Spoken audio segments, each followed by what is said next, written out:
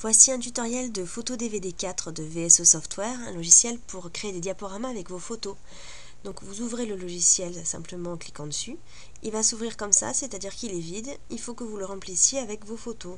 Donc vous pouvez insérer soit un dossier entier de photos, soit sélectionner les photos individuellement. Voilà. Les photos sont insérées, tout simplement, vous les voyez s'afficher.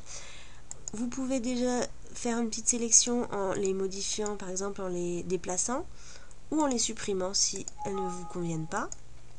Une fois que votre sélection est établie, on va regarder maintenant les options qu'on peut appliquer à chaque photo. Donc on va sélectionner la photo, soit on fait un double clic dessus, soit on appuie sur modifier la photo. Voilà, donc il a une fenêtre individuelle qui va s'ouvrir.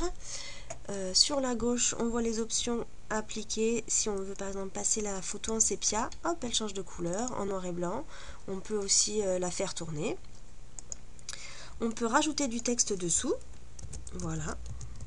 Donc, tout ça c'est paramétrable, c'est-à-dire qu'on peut changer la couleur ou la police pour les lettres.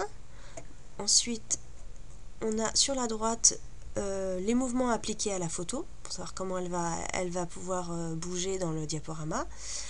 Vous avez ici le temps d'affichage de l'image, donc c'est quelque chose que vous pourrez modifier si vous voulez que les gens voient les images plus longtemps ou au contraire passer plus rapidement.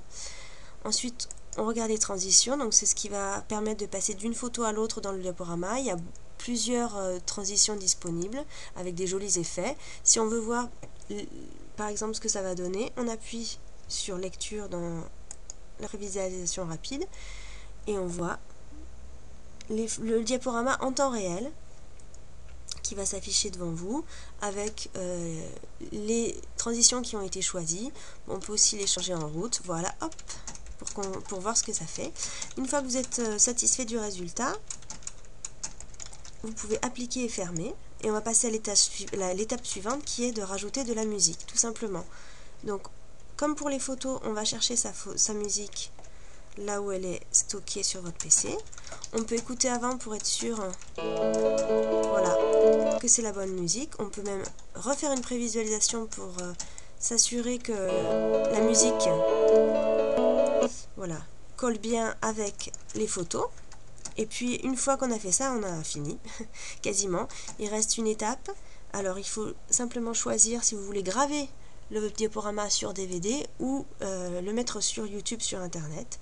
Voilà, vous avez deux formats de sortie. Par exemple, si je veux le graver en DVD, voilà, je dois choisir après juste la taille de l'écran. Et puis je peux passer à l'étape suivante qui est la compilation. Votre diaporama est terminé, il n'y a plus qu'à attendre qu'il se compile et qu'il se grave automatiquement sur le DVD que vous aurez inséré. Voilà.